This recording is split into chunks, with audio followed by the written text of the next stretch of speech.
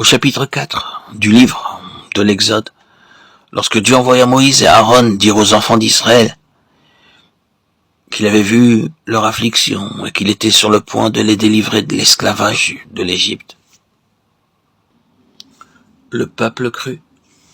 Ils apprirent que l'Éternel avait visité les enfants d'Israël, qu'il avait vu leur souffrance.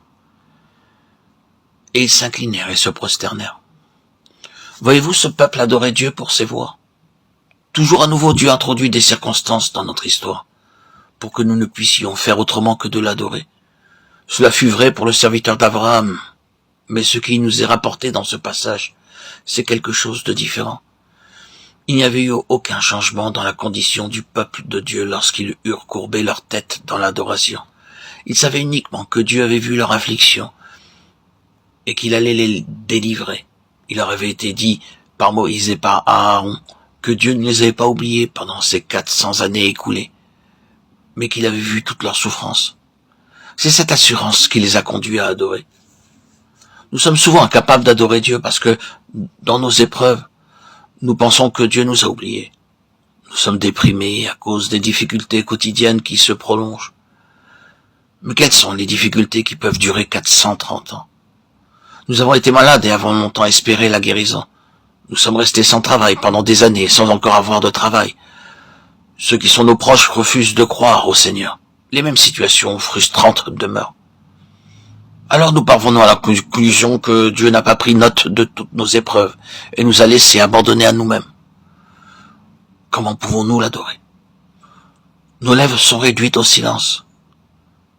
Mais vient le jour où nous voyons Dieu et où nous comprenons ses voix. Alors immédiatement, nous savons qu'il ne nous avait jamais oubliés. Ce jour-là, nos lèvres muettes s'ouvrent et nous courbant devant lui, nous réalisons que tout ce qui nous est arrivé a concouru à notre bien. Nous voyons alors la grâce de Dieu dans toutes ces choses et nous adorons ses voies. Dans Exode 12, 27, Dieu a enseigné à son peuple comment il devait inculquer la signification de la Pâque à ses enfants. C'est le sacrifice de Pâques en l'honneur de l'Éternel qui a passé par-dessus les maisons des enfants d'Israël en Égypte, lorsqu'il frappa l'Égypte et qu'il sauva nos maisons.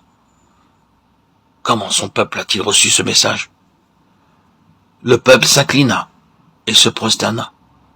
Remarquons que la Pâque était essentiellement un sacrifice commémoratif. Comme tel, il produisait invariablement l'adoration. Dieu avait détruit le premier-né dans chaque maison des Égyptiens, mais il était passé par-dessus toutes les maisons des enfants d'Israël.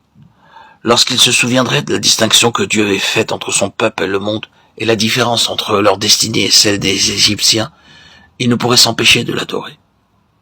La fraction du pain, comme la Pâque, est un mémorial, une occasion pour nous rappeler l'œuvre puissante accomplie par Dieu, en nous séparant du monde. Et ce rappel engendre l'adoration dans nos cœurs. Nous sommes émerveillés de voir comment il a pu nous séparer du monde. Nous nous émerveillons de ses voies et l'adorons. Lorsque le peuple de Dieu vit que toutes les maisons de l'Égypte avaient été frappées, que la destruction avait épargné seulement leur premier-né, pouvait-il ne pas adorer Dieu? Et nous, qui avons été les bénéficiaires de nombreuses grâces, et qui avons été conduits dans ces merveilleuses voies, comment ne pas l'adorer aussi?